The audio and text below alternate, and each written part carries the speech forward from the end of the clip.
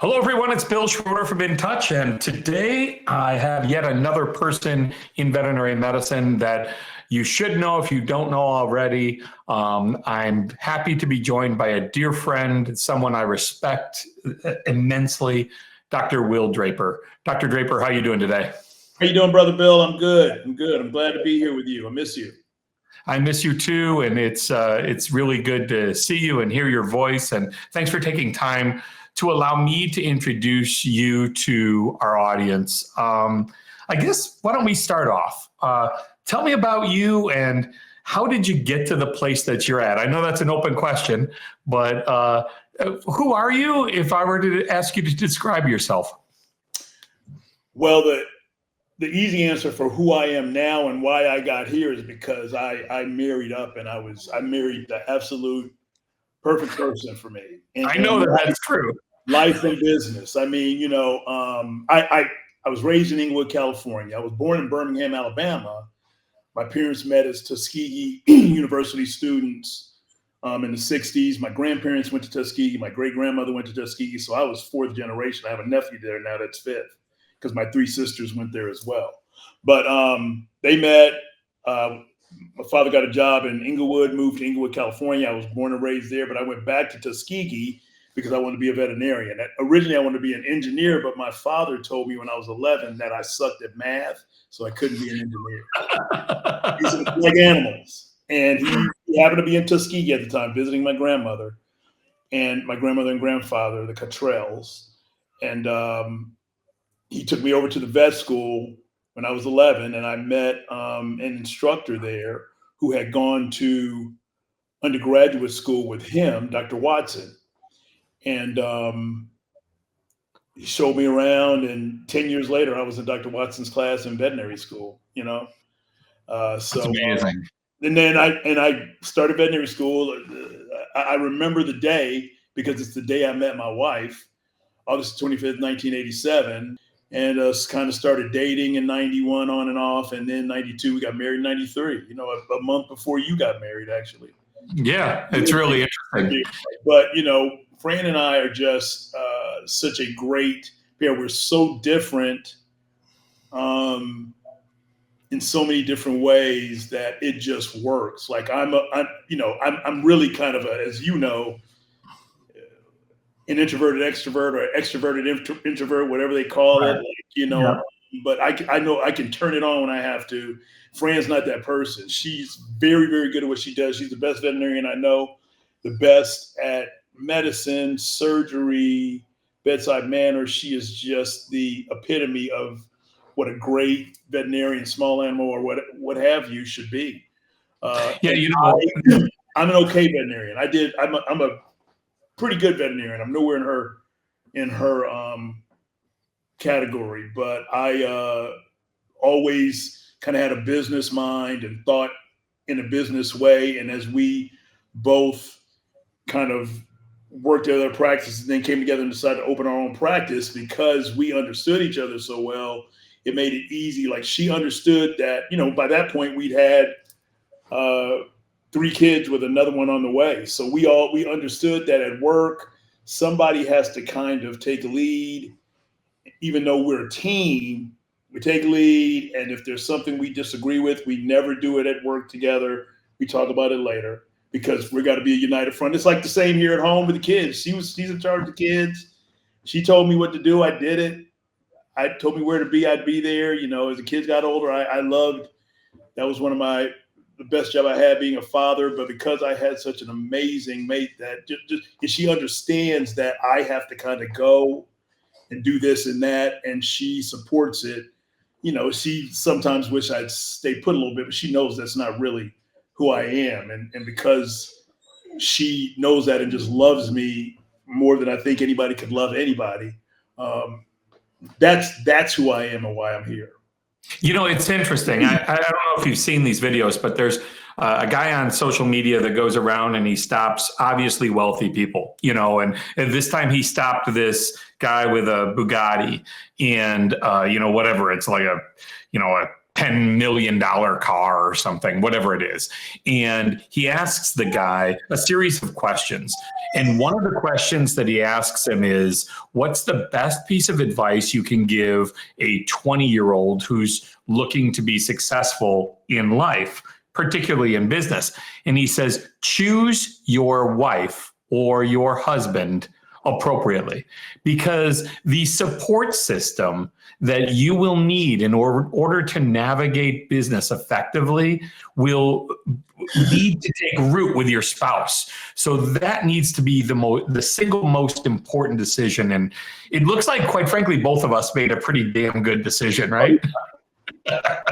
Yeah, as they say, we outputted our coverage quite a bit. Yeah. Exactly right. So speaking to that, and I'm glad you hit on Fran and Tuskegee and vet school.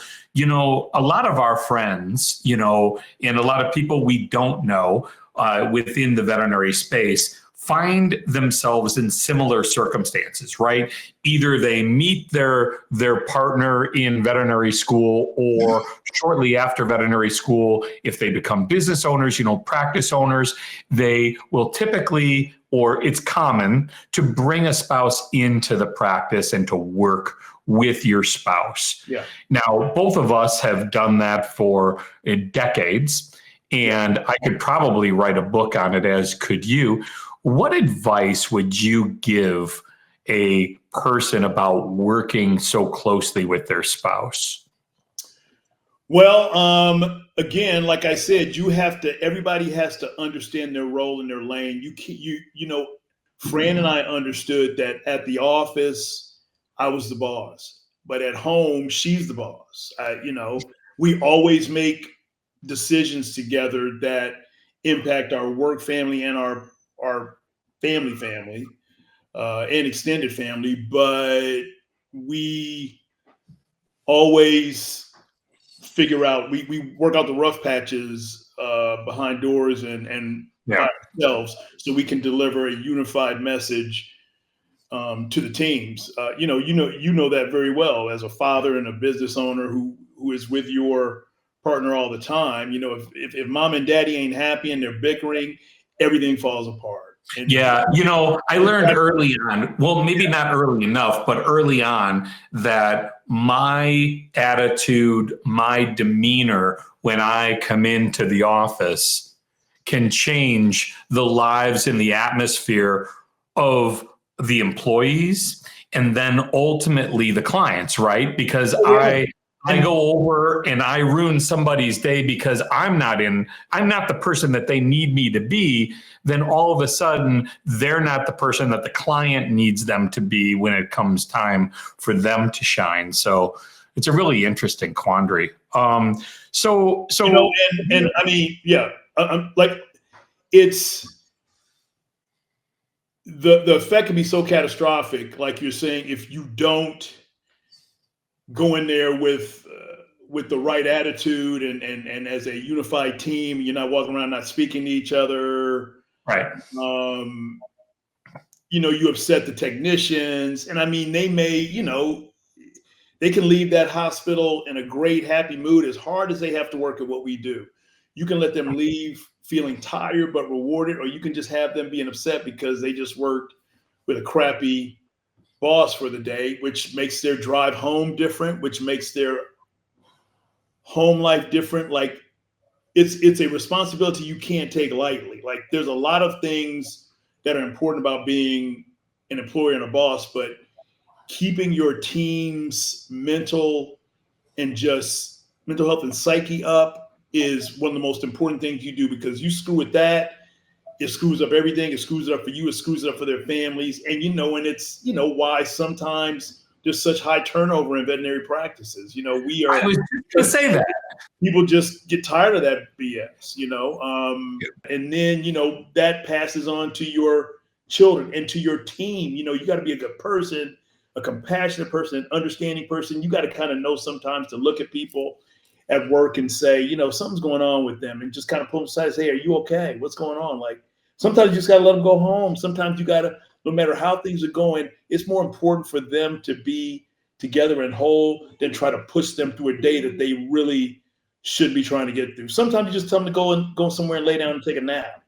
You got to look out for people and take care of them. And that comes from, and then they go home and they take that compassion and that love and that knowledge to their families. And that's how it's just that extension, that spidering out of that is how we're going to make this all better, even this profession better, because we are now as you know, our industry is focusing a lot more on corporations buying everybody out. And because it's a corporation who is working toward growing and restructuring and eventually have an IPO, it's about money a lot of the time. And they're so big, it's hard for them to be about the people. So we're losing something there. We're losing a lot of mentorship opportunities, which young vets have to have. They have to have a good mentor. They have to have their hand held for a while. You can't just throw them into something and start talking to them about how much their production is, and they've been practicing for 6 months. I mean, if you want to, can we curse on this, or are we just be? Yeah, sure. I love cursing. I mean, if you want to up somebody, up a young vet, do that to them, because you got to get them in the right place in the first 3 years. Because if you don't, they're either going to leave or they're never going to be great. Like you can't take them and throw them into a surgery schedule and they've done like one neuter. Somebody's got to sit in there with them and do that, but nobody wants to take that time anymore. And it's kind of frustrating. And and it's hard. I've gotten out of day-to-day practice now, so sometimes I don't keep my eyes on it a lot. And and I'm kind of going through some of the things you and I talked about. That's one of the things that kind of keeps me up at night sometimes, that I feel like because I'm not in there, I'm missing opportunities to help these young vets, give them some guidance and make them better. But I can just do the best I can at this stage of my career, because I'm just That's really interesting, because there's so much like in what you just said. I truly believe in what you said, because I believe that people's actions are a mirror of the environment that they're within, right? And if you treat people properly and you truly give a shit about who they are and what they how they are important to the success of the practice, or even the case that is in front of them, they quite naturally, now you get the jerks out there that are never going to they're not in their right place and whatnot. And I'm not talking about that. I'm assuming people were in the right place. But if you treat people properly, my experience is that they reflect that environment back onto others. And I can see how you could miss it, having that opportunity. And I think we should, take a little bit of time to talk more specifically about your journey. So you and Fran graduate Tuskegee and you go work for other people, and you find yourself back in Atlanta at different practices, right? Right. And then, you opened up one practice, and then where did it go from there? Like, did you always aspire to own a large group of practices? One thing that it's been fortunate about me is that I just if I feel like I need to do something, I'm just going to figure out how to do it. Like, I don't worry so much about it. God, how much is this going to cost with this? I'll just figure all that out later. And when we were working, when I first started practicing, I really had no desire of being a practice owner. I wasn't even sure I wanted to practice for a long time, because I just wasn't 100% sure I wanted to be a veterinarian day to day. But I started working at a practice. How early was that? Oh, that was right when I got out of vet school. I was trying to figure out something else to do. Really? Yeah, I didn't want to practice because I hated vet school. I loved being there with Fran, but and loved my Tuskegee experience, but I didn't like vet school. And I graduated vet school. I made a point to graduate vet school just because I knew if I told my parents I didn't want to finish vet school, my father would kill me. So I said, okay, I got to graduate vet school. Then I'll figure out what I was going to do. My sister at the time, my sister Deanna at the time was applying, who was a couple years behind me at Tuskegee, was about to go to law school, and she was about to take the LSAT. I said, maybe I'll go to law school and be a veterinarian lawyer. So I started studying for the LSAT.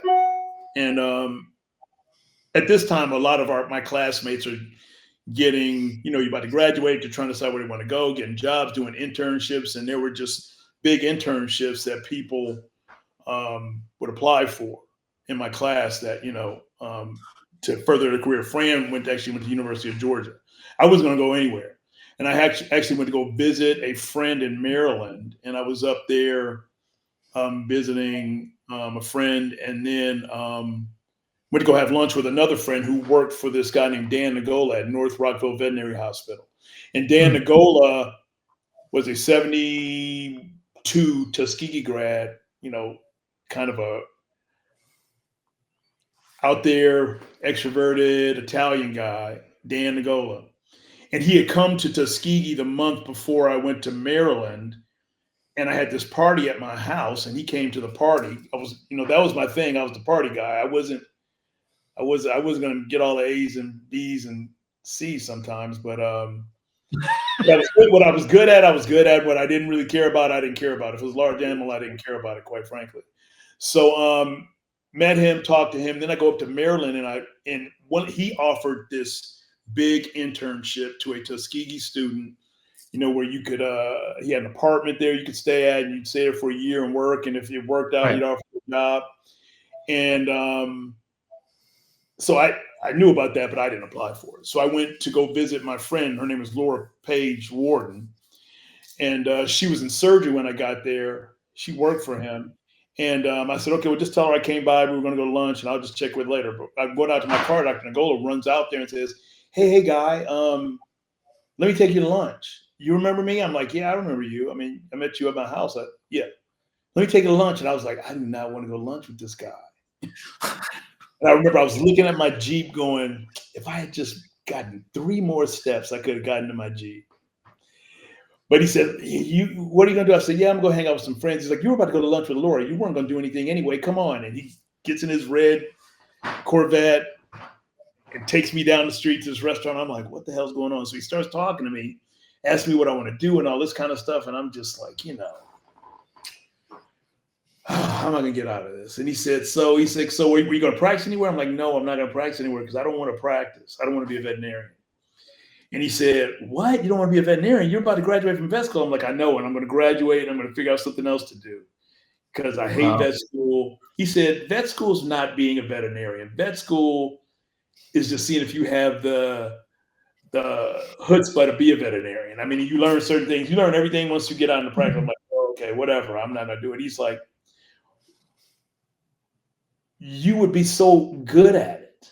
And I was like, what are you talking about? Do you know my grades are not good? What are you talking about? He's like, your grades have nothing to do with it. He said, when I met you at your house and I was standing by the keg talking to you and we were talking, I was like, that guy needs to come work for me. And I was going like, what? He said, to be a good veterinarian, the mistake you make, you think it's medicine. To be a good veterinarian, it's 25% medicine. And you have more of that than you think you do. You think you don't really know anything, but you kind of do. 5% luck, we all get that. But what most people don't get, it's 70% communication, personality, and just being able to just basically, he said, kind of bullshit your way out of anything. He said, you are one of the best I've ever seen at that. And I was like, is that a compliment? I'm 24 years old. I'm going, huh? Well, okay. I said, well, then I'll be a good lawyer then. I'm going to go to law school. He's like, you're not going to law school. You don't even like to read. How are you going to go to law school? I was like, damn, he's right. So then he said, did you know about my internship? I said, yeah. He said, did you apply for my internship? I said, Dr. Cole, I just told you I don't even want to be a veterinarian. Why do you think I would apply for your internship? He's like, do you want it? And I was like, what? He said, do you want the internship? If you want it, it's yours right now, but you got to tell me if you want it or not. I said, I got to think about this. He's like, you don't have time to think about it. You need to make the right decision. And I was like, he's like, come on, I gotta go. He's like, I gotta go. Like, come on, I can see him right now. And I said, oh, what does it pay? He's like, what do you care what it pays? He Which said, is normally it's 14,500. It was 14,500 for a year, and you got somewhere to live, and you're gonna learn from the best. And I was like, oh my God. I said, okay. He said, okay. And we hop back in the car. I'm just flabbergasted. He takes me into the office. He says, hey, Joanne, his wife Joanne's there. This is Dr. Will Draper. He's graduating next year. He's going to do the internship here. Blah, blah, blah, blah, blah. Give him the paperwork to fill out. And I filled all this paperwork, and I just walked out there, and I was like, what? And so I go back to school, and I'm standing there looking at that, and I've gotten this internship that I shouldn't have gotten. And I'm standing there with a friend of mine named Stuart Brown, who's a big horse vet in Kentucky and still one of my dearest friends. He said, wait a minute, Draper, is that your name next to North Rockville Veterinary Hospital? I said, yeah. He's like, how the did you do that? I'm like, I don't even know. I don't even know, Stuart. I don't even know how it happened. And man, I went in, started that internship in June of '84. And I went in there, and I was like, I have no idea what I'm doing. And you had to work as his tech for a while. Then he let you do things here and there. You know, I was still working on getting my license. So there are only certain things he could let me do. But by the time I walked out of there, I knew in my heart, I could work anywhere you put me. I don't care what it is. You could put me, I don't know much about exotics, but you put me in exotics practice, in 3 months, I'll be beating everybody. I'll be out producing everybody. You know, I will have clients that love me. I just knew he helped me understand the gift I had and the best way to use it. And to this day, I say he saved my life. He's like my veterinary father. I still talk to him all the time. That crazy old man is still working. He builds a practice, then he sells it. Then his wife gets tired of being in the house. He goes open another practice. Then he builds that and sells it. He's on like his 4th practice. His wife just keeps saying he's probably 70. He might be almost 80 years old. I think he's 79. And he's still practicing. Still practicing, moving around, loves new equipment. He is just the best. And without him, I would not be sitting here talking to you right now. I'd do anything in the world for him. So now there's someone watching this. There's someone, a 4th year that is in the exact position that young Will Draper was in. And this young lady or young man is questioning everything that they've done, and all they can see is the finish line and saying, I don't think I want to practice. What would you say to that person?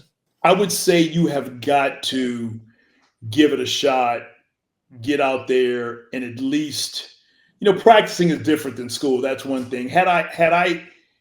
Would I have been as good had I not met Nicola and gone and worked somewhere else? I don't really know that, because he just taught me so much that I still use to this day about being a good veterinarian, being a good person, being a good employer. I mean, you know, he had his ways, but he would curse me out up and down, but it's because he loved me, and I felt it, and I knew it. I knew it wasn't because he was being an a-hole. It's because he knows I'm better than that. Like if I would go out sometimes and hang out all night because I was young, and I could come in a little late and be dragging, and he'd be like, dude,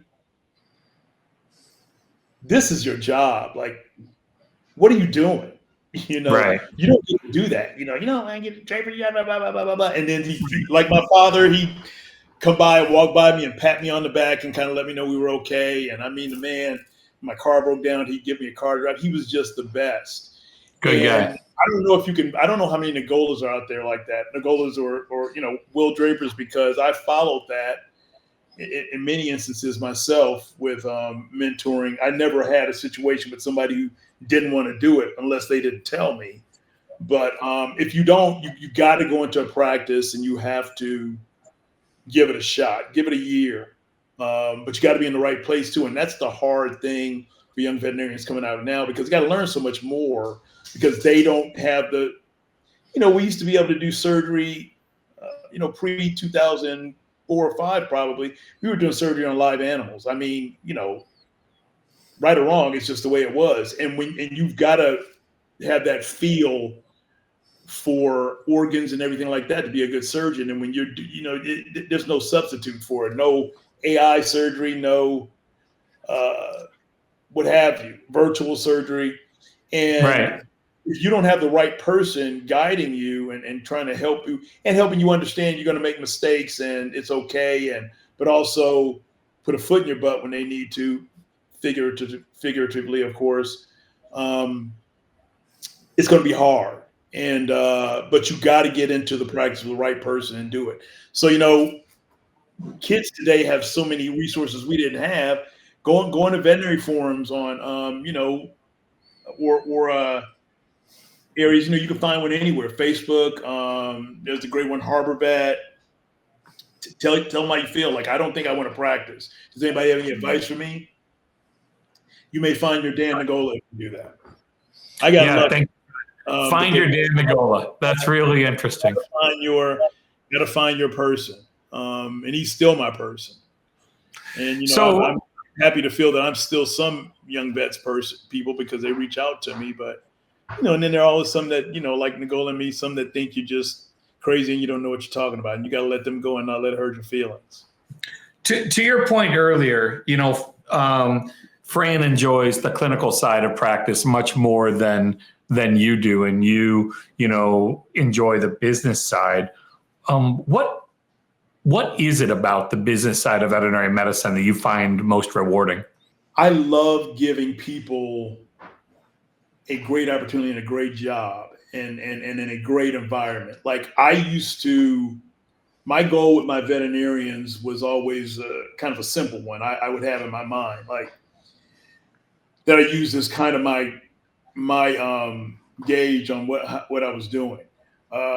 When young vets graduate and then they go to their vet symposium, like Tuskegee has a vet symposium every year, University of Georgia has one, and alumni come back and you get to see all your old classmates. And what I found when I would go back to Tuskegee and I'd be sitting around, having a beer or coffee with a bunch of old schoolmates and everybody started talking about work, most people would be talking about how crappy their boss was, or how Draper, my boss, he's just kind of an asshole, and he's always worried about money and blah blah blah blah blah blah.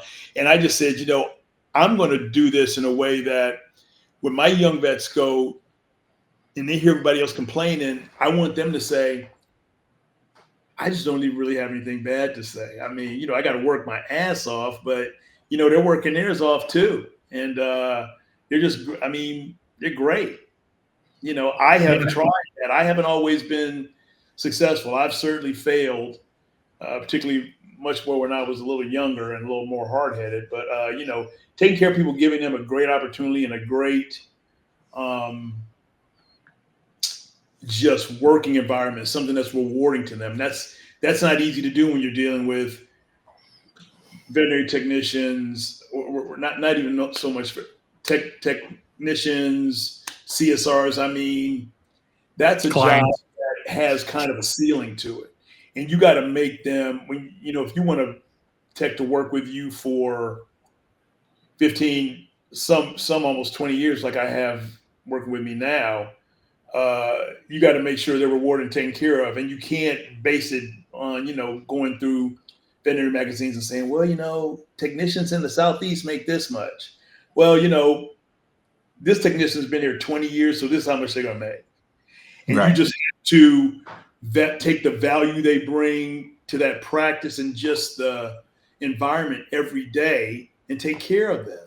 And, and sometimes there's a point where you can't take care of them anymore and they have to go, but, and you got to know that that's going to happen too. But also work on making sure when they do go, wherever they go, they're better than everybody else. Like, don't make it about you. Very interesting. So let's shift gears and talk about the industry. How do you feel about the industry as it is today? I'm concerned because, again, like I said, we're focusing too much on, we have a veterinary shortage. So we're trying to produce all these veterinarians.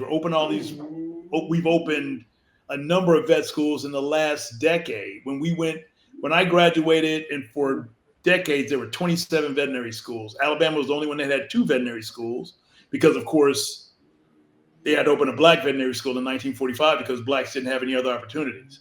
One thing I will say positively on that note is that when I applied to vet school in 1987, I only applied to Tuskegee because it was just the understanding for me that as a black male, that was the only real shot I had.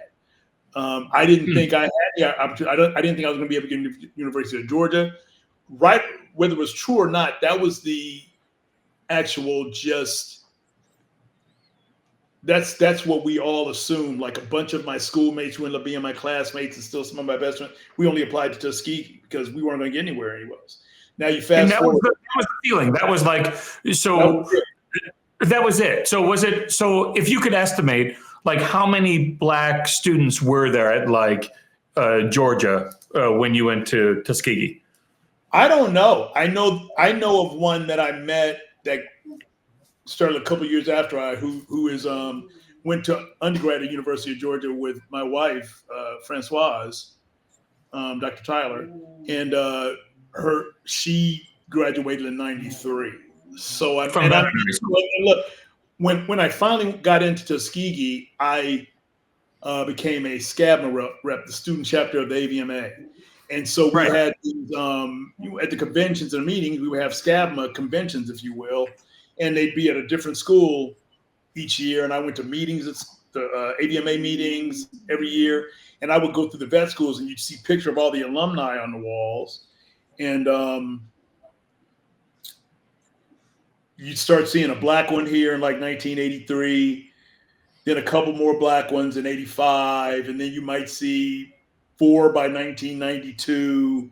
And now here in 2025, our youngest daughter, the only one of our 4 children who is following our path, is graduating, getting her bachelor's at UNC Chapel Hill, and she'll start applying to veterinary schools, and she can apply anywhere she wants, and she's probably going to get in everywhere she applies to because she's amazing. I mean, I might be right.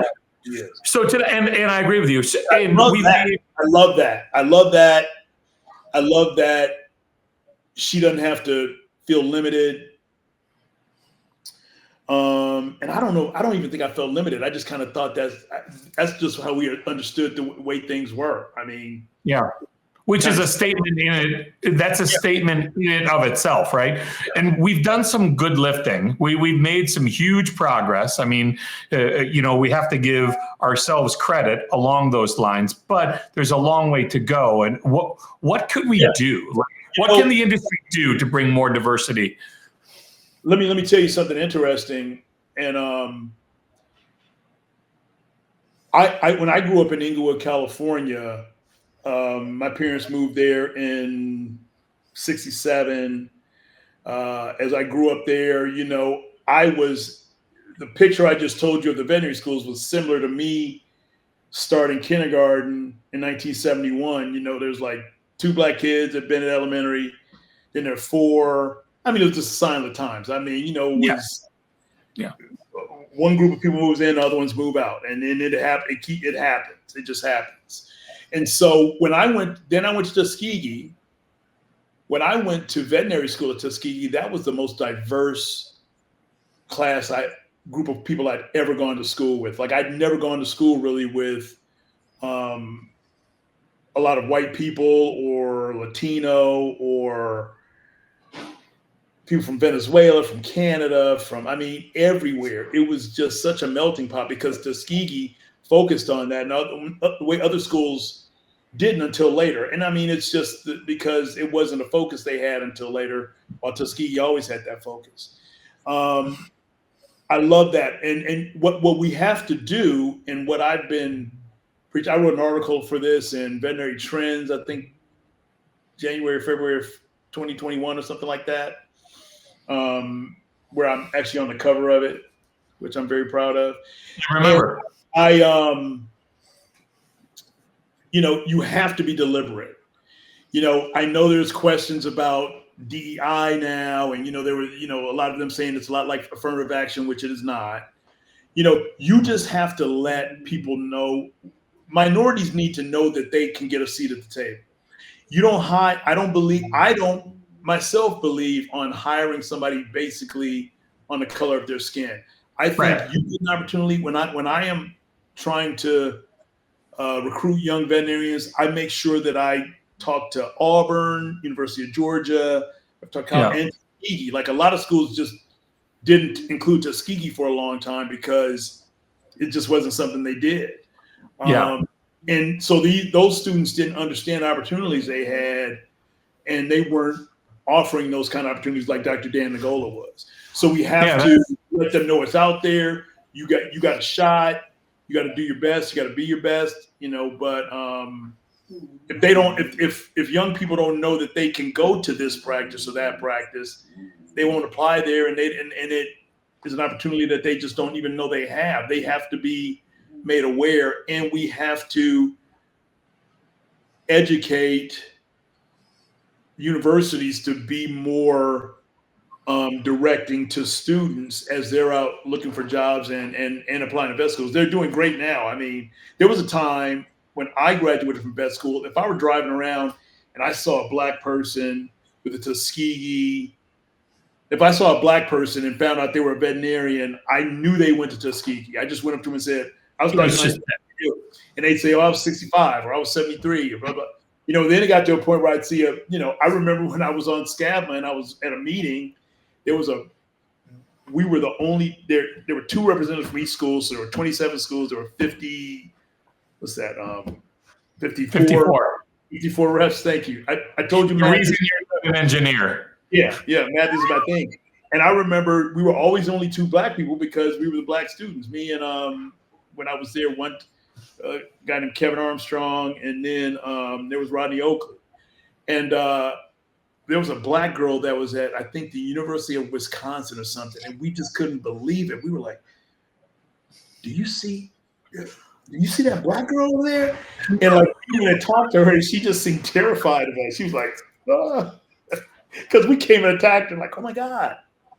But not the case anymore. I'm sure I have more people of color practicing veterinary medicine in the Village Vets group than I'd put myself up against any veterinarian in the country.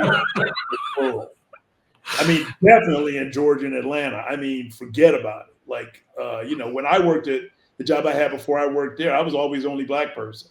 And I mean, but I never thought about it that way. And I ended up being the medical director there because my boss was like, I don't care what color you are. If you work hard, you're going to get high. So, right.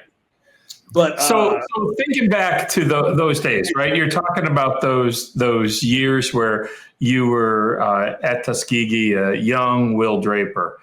If you had the opportunity to pull that young man aside and have a chat with him, what would you tell him?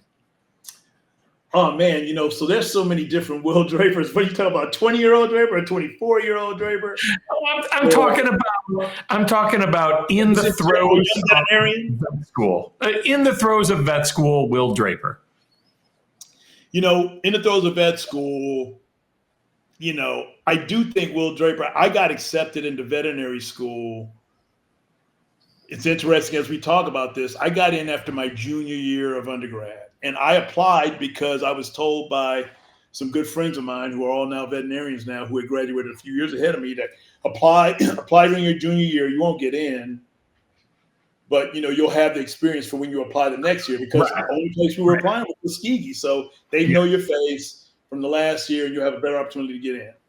Yeah. Well, the year I applied, and this is interesting, and this was in '87, Tuskegee was focusing on hiring Black males from the West Coast.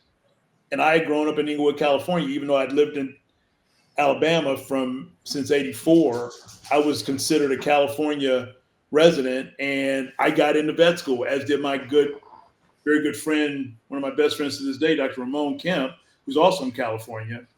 We both got in after our junior year. Like, we never even went through our 4th year of undergrad. And so I was 20.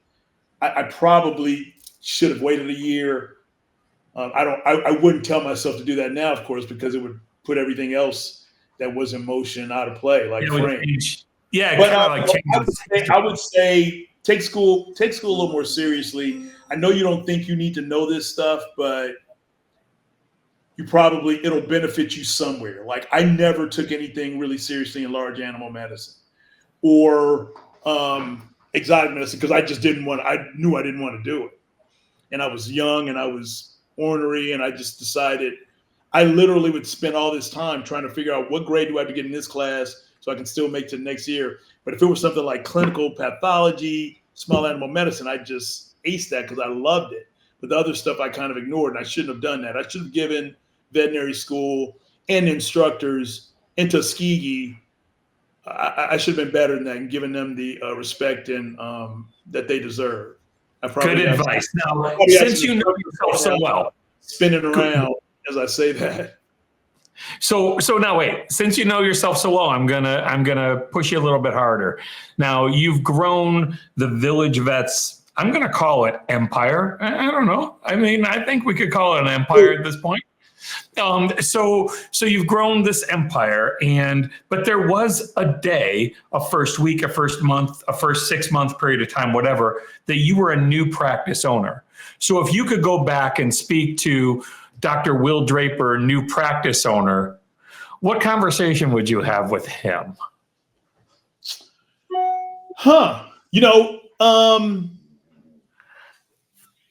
What I should have done was, you gotta sometimes follow your gut and not, if you study long, you study wrong. If you think too hard about it, you might make the wrong decision. I did a lot of that in the beginning, but I learned quickly not to do that. The only reason you asked me this before, and as I tend to do, got off on a tangent and did not really answer it. But I didn't really want to be a practice owner. I wanted to just work and be good. The place I was working paid well, and at the time I was making more money than I ever thought I would make working for this other practice group, a good mentor to me in that group here in Atlanta. And then, unfortunately, a practice around the corner from me, the veterinarian who had worked there, who Fran had worked with, passed away, Dr. Soloway. And when we knew him, I didn't really know him well, but Fran had worked for him. We went to his memorial service.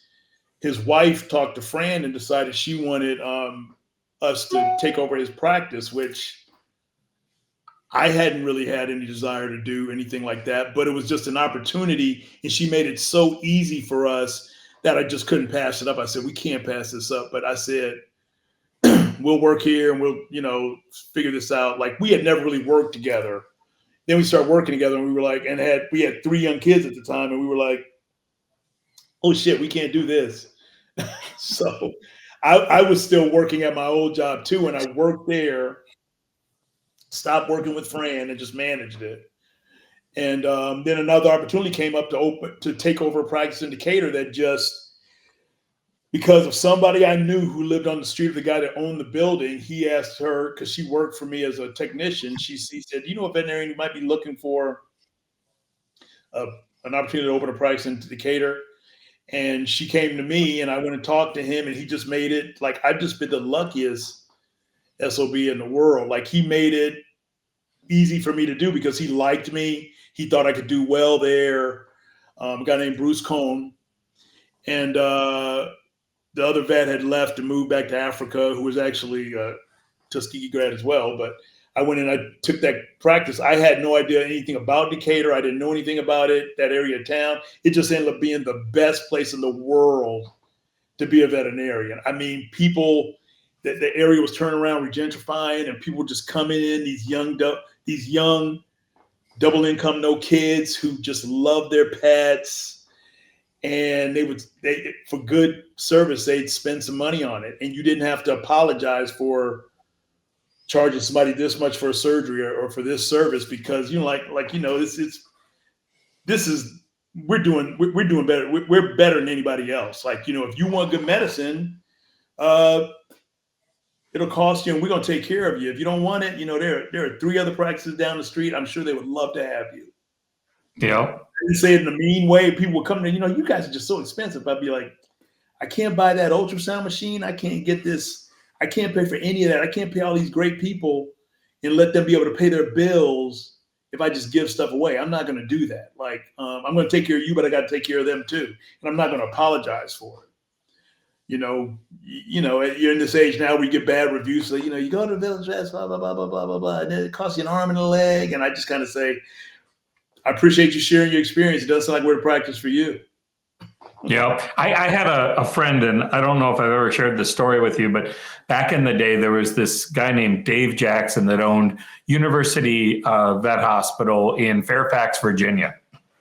And he's, we were at VMX one year, and this has got to be 25 years ago. Yeah, probably every bit of it. And, we're talking and we're considering working with each other. And I asked him what his ACT was, and whatever it was outlandish.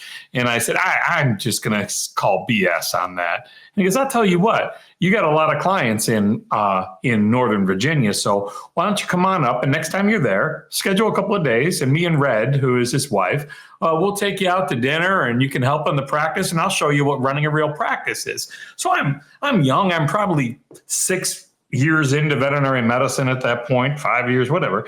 And I go and I spend a couple of days in Dave's practice. And he says, come here, Bill, come on into this exam room. And I'm whispering, he goes, you're a vet student. And I'm like, oh, okay. So I go into the exam room, gives me the leash of this dog and says, hey, hold on to this pet here. And, I just want to speak with the owner. So I'm sitting there holding this golden, and he says, now what is the problem again? And she said, well, after our last visit, I took the dog down the road and got an estimate, and it was twice as much as yours. And he goes, I'm sure that it was. And where should I prepare your records for transfer? Who's fortunate to earn your business? And I think that's how he said it. And she said, oh, no, I don't want that. I just need to understand why. And he goes, I really can't tell you why, other than what I've already said. But Bill, why don't you hold on to the dog? We're going to go for a walk. And he took her through the whole practice. And wait a minute. Wait. Question. You said that the other guy's estimate was twice his, or is his estimate twice the other guy's? Oh, yeah, I'm sorry. Yeah. I'm sorry. I screwed the story up. His estimate was twice the guy down the street. And he says, I'm going to take you for a walk. So he walks her through the practice, and they come back, and he goes, okay, so do you have any questions? She goes, no, this is wonderful. And he goes, it's all the equipment, it's the people, it's the genius that makes up our practice. And guess what? Everyone here sleeps very, very well because they know that there's nothing else that they can do to provide the highest quality care possible. And he says, quite frankly, I refuse to compromise on the care we're going to give your pet today. But that's not for everyone.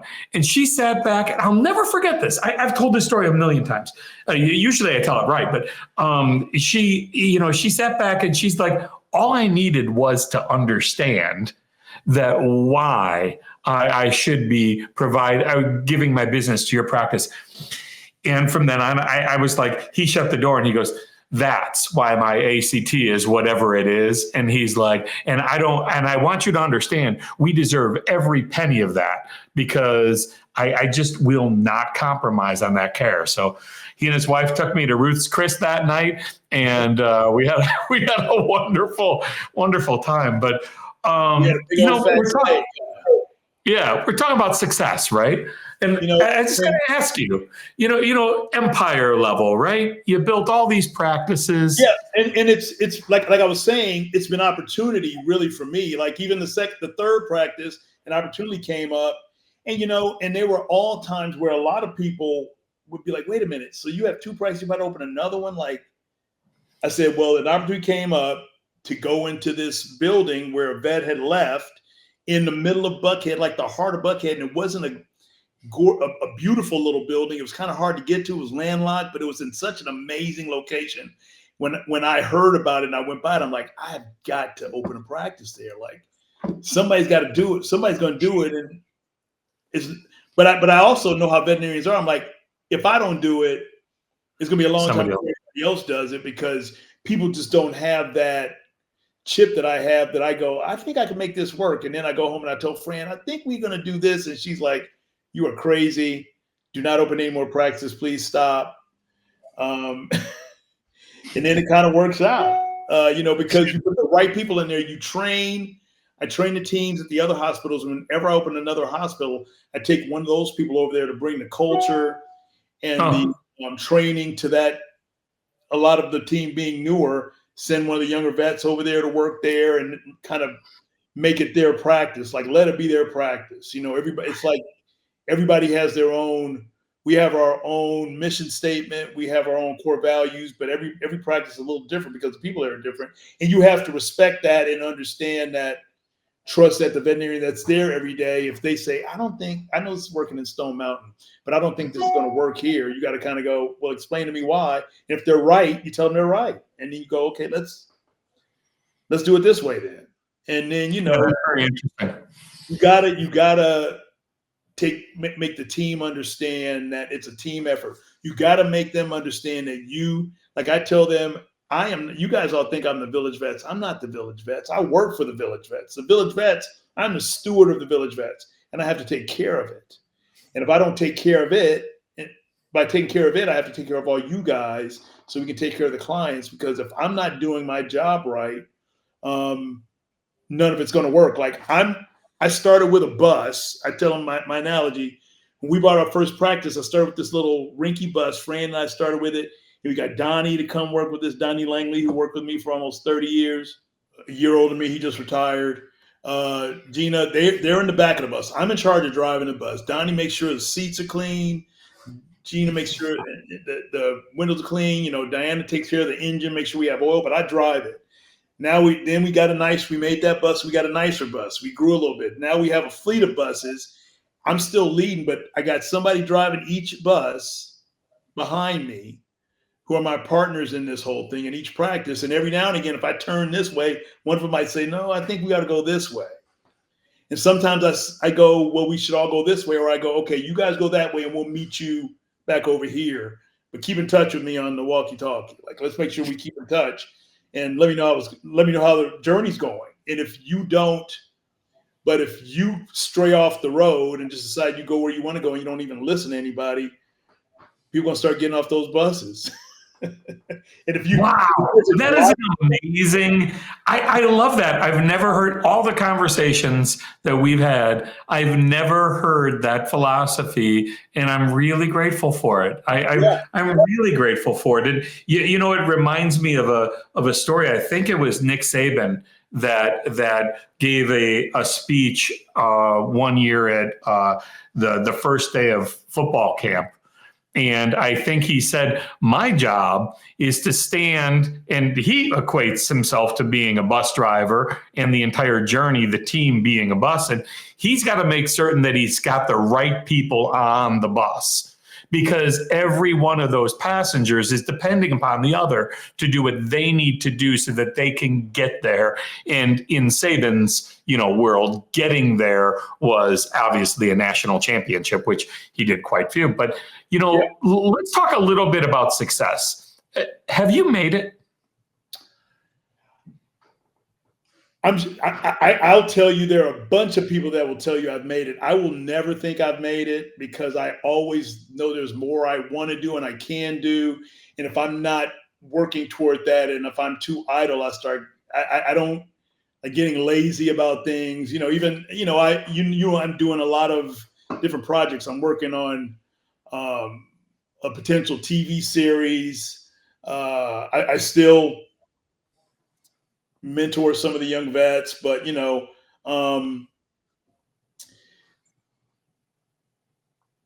I've done better than if young Will Draper. If I were talking to young Will Draper and I told him, okay, this is what's going to happen, dude. Let me tell you what's going to happen. We're going to get this. We're going to be living in Emmett Park, and we're going to have this, man. I'll be like, what? What did I do? Did I start selling drugs? What did I do? I'm not going to do it being a vet, because you're crazy. Be like, just watch, dude. Just watch. It's going to be awesome. And Fran is going to marry you. What? Did she lose her mind or something? I mean, I love Will Draper as much as anybody, but did Fran lose her mind? Did she go crazy? Because you can visibly.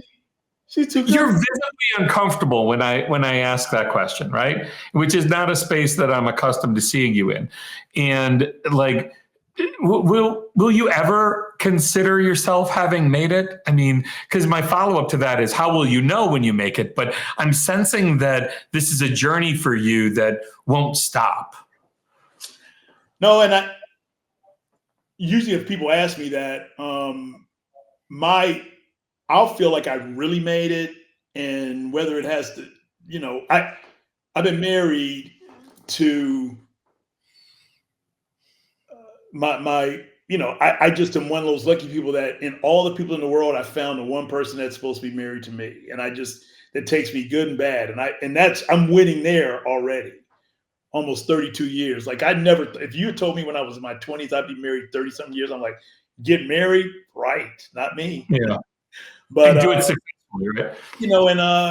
but then you have your kids. I'll feel really satisfied if when I'm taking my last breath, if all of my kids are happy and fulfilled and healthy in whatever they're doing, and they're all still trying to figure a lot of that out because they're all young. I mean, my son's in law school. I have my youngest daughter who's finishing up school. My middle daughter, Gabrielle, just moved to DC and is trying to start her life and figure that out, and which is not that easy, particularly in this age when she's working with a consulting group that works with the government, and she's dealing with a lot of that stuff. And then my daughter, Tyler, who's probably more like me than anybody, who is still trying to figure out her stuff here in Atlanta. So, when they're all settled and happy, I'll be happy. As long as my wife is happy, as long as my wife, I guess long story, I feel like I've done very well and I've made it. I just know I have more stuff to do and I'm not done. So it's hard to say I've made it because I'm still making it. Yep. Right. Thank you very much for that. Yeah. So question, can we talk a little bit about InTouch and the experience you've had with InTouch? The experience with InTouch. So I'll even though you were present for all this, I'll share this for anybody watching this. When I met you in Omaha, Nebraska, a few years ago, and you were doing a presentation, whenever Fran and I, here's another interesting thing that is getting better. We used to go to these meetings all the time with key accounts, that with us fortunately being one of the key accounts in Atlanta, and we would get advanced to these fancy conferences and dinners and what have you, like we were invited to in Nebraska that time. If there are 30 people or 300 people, we were always the only two Black people there. And that's one of the things that's like, I got to figure out a way for this not to be the case very long. Like, my people need to know they can have a seat at this table. But, and I go to them and, sometimes I kind of zone out and get on my computer and do other stuff because sometimes they're talking about something that's not that interesting to me. But I remember when you did your talk and your presentation on that first day, I looked at my wife and I said, I want to go work there. I said, that is somewhere I could do, like would be my jam, is to work there with this dude right here. And then later later I came down and saw you at the bar and I was like, I got to get to know this dude. And we start talking and you and I just hit it off. And I also have always understood and have done it in my own creative ways that if you want to grow your practice, like I've said before, many times, scared money don't make money. And what veterinarians fail on is that they want to get people through the door, but they don't want to spend money to get people through the door. And they got to know you're out there and what you're about. And if you don't have proper, if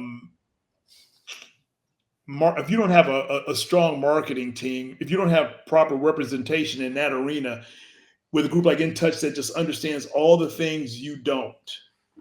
And you think you know, but you just don't know. There's so many things. And the way I found that out is because after that, you invited me up to visit InTouch. And I went in there and met all the wonderful people. My wife, I think Fran and I went, and it was right after, I remember I'd done that video for Fran, anniversary video, and everybody's looking at it, and they were just like, "Oh my God!" So they were already just so nice and kind to me because they're like, "We saw your video." Oh my God, blah blah blah blah.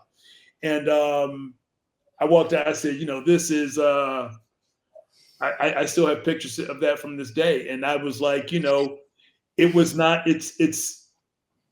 I went back and I talked to the team, and I said, "We need to do this." And when they saw the budget, they were like, wait a minute, we normally spend this much, and you're saying we should spend this much? Mm-hmm. Yeah.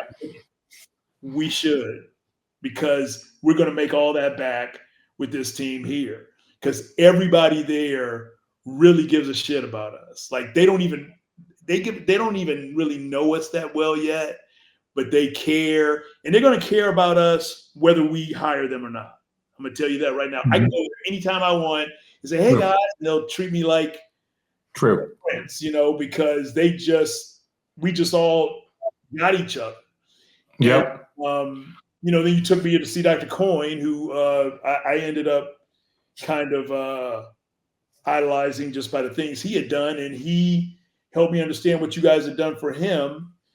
And it's one of the reasons that when we started with you, we had 3 practices, and then before you knew it, we had 8. So, because if you gotta spend some money to grow. You can't, again, like they, like Q-Tip said in A Tribe Called Quest, scared money won't make money, and vets are scared to spend money most of the time. Yeah, there's a case study, and I'm going to get the statistics a little bit off, but the team, I remember that's years ago, and I remember looking at this case study saying that it was wrong. I'm like, hey, run this back again, because Mike was running the stuff. And I recall that we took your Google ad spend and decreased it by 50% in spend, and then doubled the conversions out there.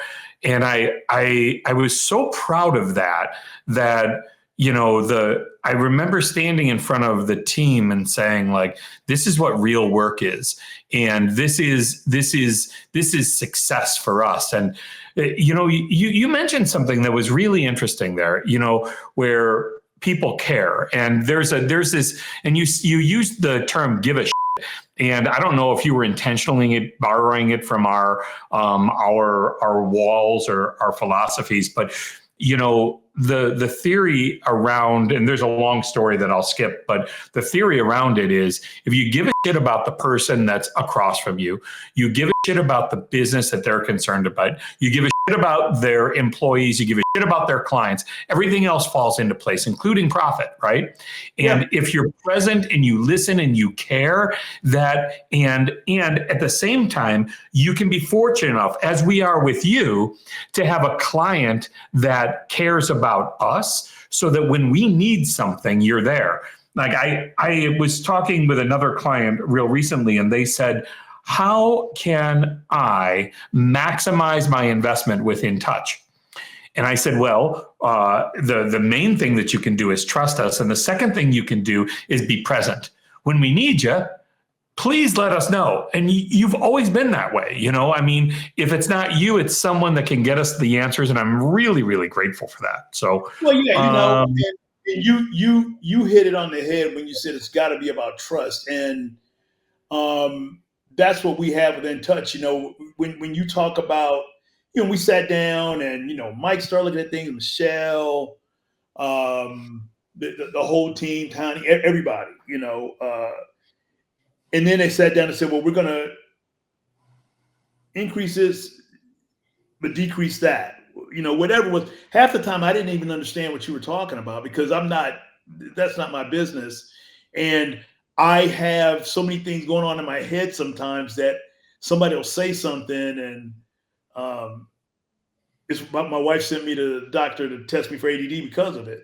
And then I'll go off on a tangent, and, and as the doctor told me, he's like, your concentration is amazing. You just have a difficult time concentrating on multiple things at a time. So there'd be times I go like, whoa, what? So you're saying we do what? And then I kind of said, if I met them, I know them. If they're telling me we need to do this, we're going to do it. If it doesn't work, they're going to figure out something else to do. So I don't have to worry. I need to be able to do my job at the best I can and not have to worry about marketing. Veterinarians just aren't great at that. And I'm probably as good at it as anybody, but I'm not great at it like InTouch. And if you don't have I would say that you are. I'm sorry, I talked over you. No. I'm saying when you have somebody like InTouch, so you just don't have to worry about that. That they're out there busting their for you in a way you would do for yourself, which we can't say about a lot of partners, right? And business partners. Then it's just a winning combination. That's what we had with InTouch and why I can walk around Atlanta and somebody asks me why to do it. So I'm a veterinarian. I'm like, oh, where do you practice? I'm like, well, we have a number of practices. What are the Village Vets? And they go, oh, the Village Vets? Really? And sometimes it's like they go, oh, you're the owner of the Village Vets? You? Yeah, me. Now you've done. Now wait a second. I'm not gonna have you sell yourself short there. And this is something we didn't talk about, but you've got quite a history in television there. Can you chronicle a little bit of that?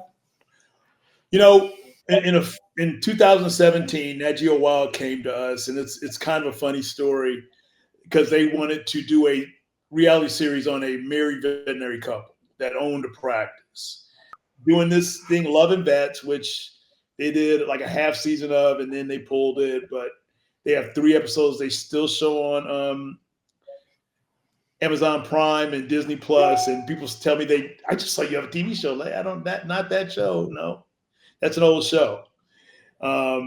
Then from that, they asked me to come back and do a series called Animal ER Live, where I and another veterinarian, the wonderful Justine Lee, the founder and CEO of Vet Girl, she and I were the 2 veterinary panelists who would look at a number of screens of veterinary practices around the country. They put a camera at a large animal practice in, say, Arkansas, then a practice in California practice. It was like an episode of Cops. It's actually by the same people that made Cops. Right. So, you look at, okay, right now, what's happening over here, Dr. Will? Well, that dog has a uterine infection and they're about to have to take him to surgery, because if they don't take her to surgery, because if you don't take her to surgery, she's probably not going to make it. And then they say, Dr. Lee, what's happening over here? And it was great, but it was live. I had to fly up to New York every weekend for like 10 weekends in a row. And they only did 1 season of that, which probably wasn't horrible. And then the same production company came back and asked me to participate in a documentary, Inside the Mind of a Dog, which was released in last August, which has been great. A lot of people have seen it and made comments. I'm very proud of it because it made me sound a whole lot smarter than I think I am. And from that, every little opportunity opened another opportunity for me. And from that,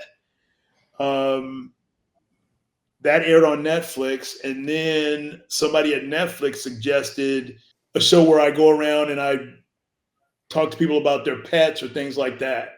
And when they said that to me, what I decided was, I think I can do that, but I want to do it. Like, the problem with all these other things is that I didn't really have a whole lot of say-so in the matter. And I said, well, I'll do it, but I'm going to just produce it myself. So I had a gentleman who I know, a good friend of mine, Nielsen Patey, who owns Jetty Productions and did some public service announcements for me back in the 2000s when I was growing the practices. And he and I came up with a concept called Possum Places, and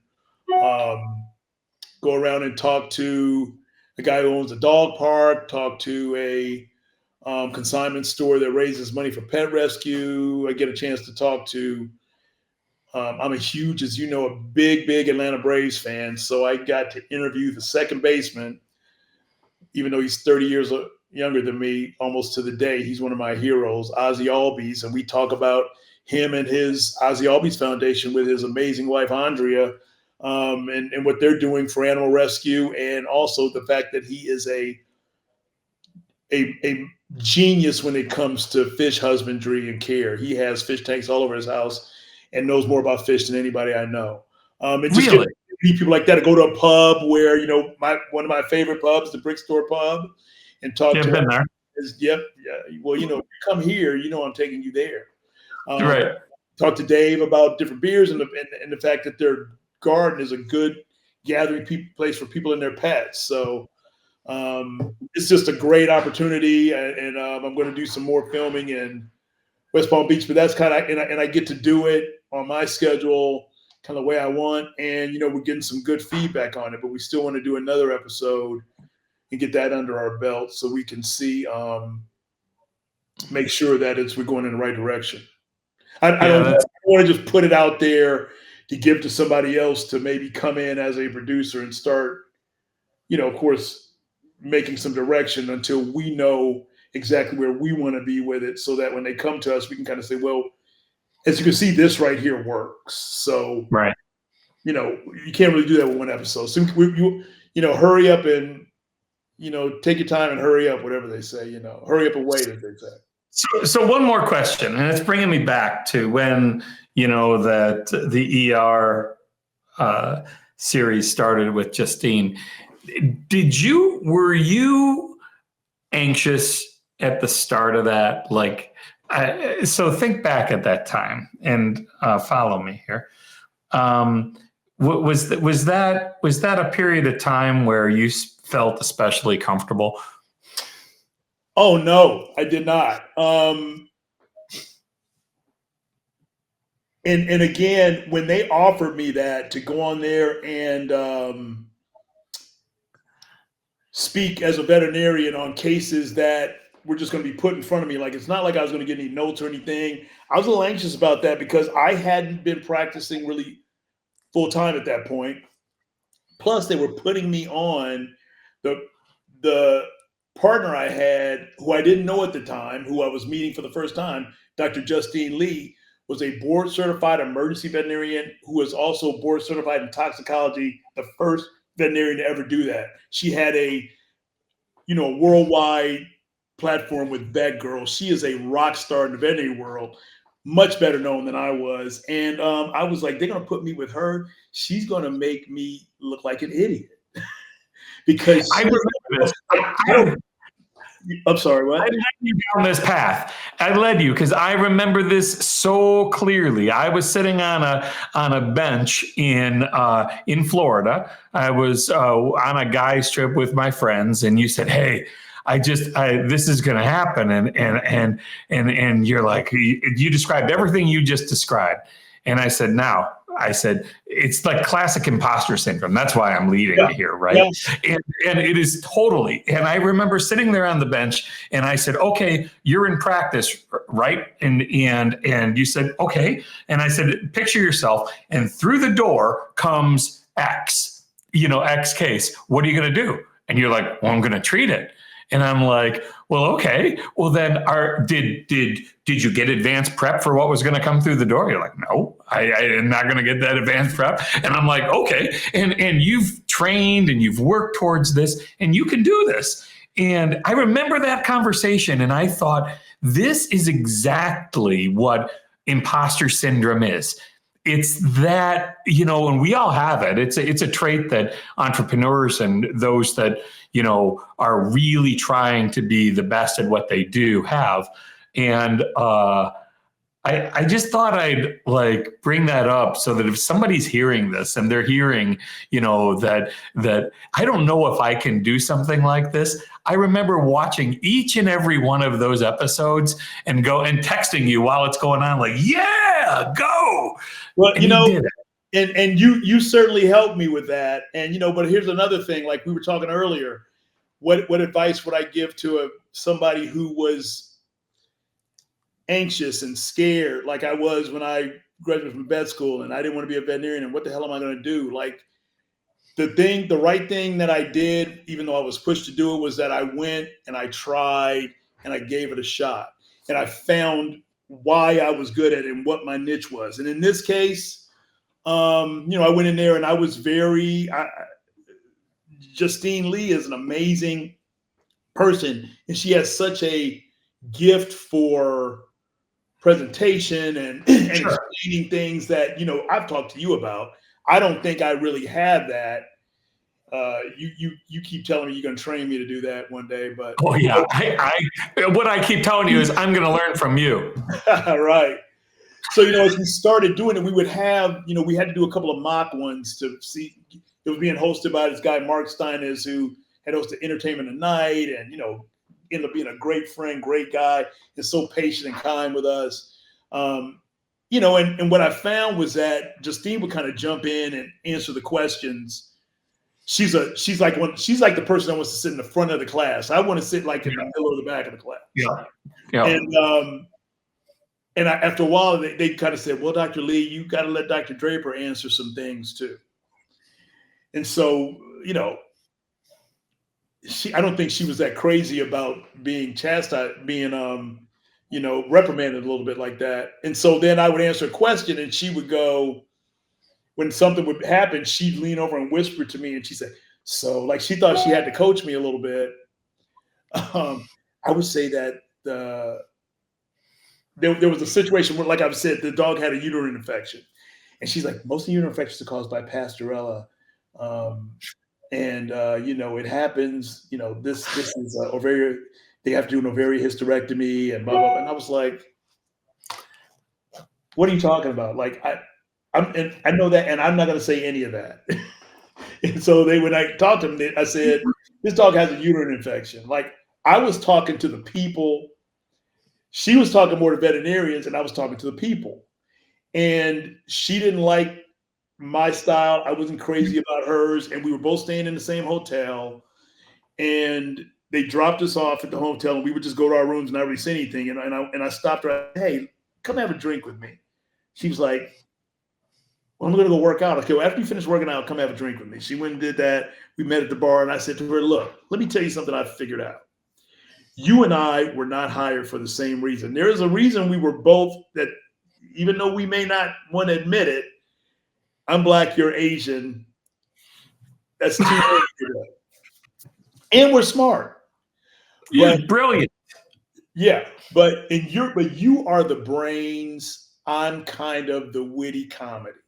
Let's get that straight. So I'm not going to throw out big words like you. Number one, I don't really know them like you. Number two, that's not what I'm here for. You're here for the really, really intricate details with the big words. And you and I are going to have to figure out how to work together if we want this to work, where you and I can figure out who answers what, because they would kind of give us the answers. We had an iPad and you'd see the things coming up. Okay, now this we're about to show a horse that's about to calve. We're showing a calf that's obstructed, or a cow that's obstructed. And so I would look at her and she would look at me. And after a while, we got so good with it because we just became so close and such good friends. Like I would go like, this one's you, this one's you, this one's you. And then we could joke about it because we were more comfortable.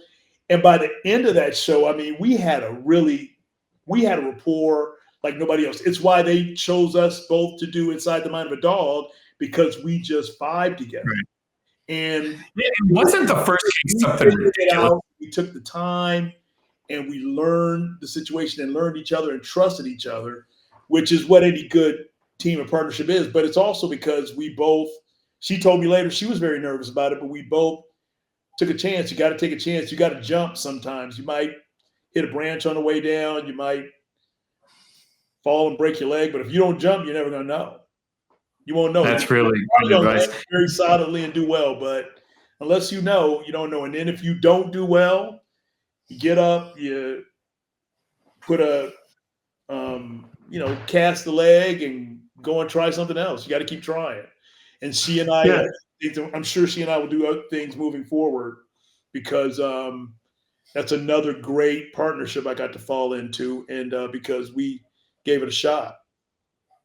Yeah, that's something I remember. That wasn't the first case like something ridiculous? Wasn't it like equine or something? Wasn't it like? Yeah. I think it was something ridiculous because I was in a hotel room with Katie, and I think it was so ridiculous that I'm like, okay, here we go, and I'm like watching it, and the first case comes through, and she goes, okay, here we go, and I go, uh-oh, I go, he knows nothing about this. Like it was equine, or did they have large animal coming in? They had a few. And what they realized, and to break down the fourth wall a little bit, they realized after a while that Justine and I were not large animal vets, so we didn't really want, if it was small animal stuff, we didn't want them putting any extra stuff in our head when we knew we could answer it. But if it was something large animal, like you could go on your iPad and do like question marks, and they had Laura Thomas, who also worked with us on Inside the Mind of a Dog, was our fact seeker, Laura, and she would throw something out there that made you sound like you had been practicing equine medicine your whole life. I mean, words that I hadn't said in 25 years. I didn't know Laura was part of that project. Oh yeah, I didn't know Laura was part of that. Then Laura, but that's another way. We met Laura there. Then Laura started doing the Project Samana with us, which you guys came to. Yeah. But we go to the Dominican Republic and take care of a lot of indigent pets. And, Laura is one of the reasons we got to do Inside the Mind of a Dog. I mean, meeting all these people, just because you put yourself out there and take opportunities and chances that aren't necessarily things veterinarians do, allow you the opportunity to do so many other great things. But you gotta jump. You gotta jump. I have these around my office. I have all these things. One of them is FDR saying you have to take an opportunity and try it. If it fails, discontinue and admit it frankly, but whatever you do, get back up and do something. And then, of course, there's Nelson Mandela, I never lose, I either win or learn. And if you go through life like that, you just, the world is your oyster.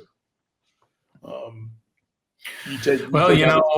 Draper, I'm very grateful for the friendship that we share, all the years, all the laughs, all the experiences, the tears that we've shed together, the years, the time that you spent with me today is amongst those. And I'm really grateful, and I'm really grateful that I was able to introduce you to this audience. I thank you. Congratulations on everything that you've done. And, I'll just cap this all up by saying that, I couldn't help but focus and realize how frequently you mentioned two things.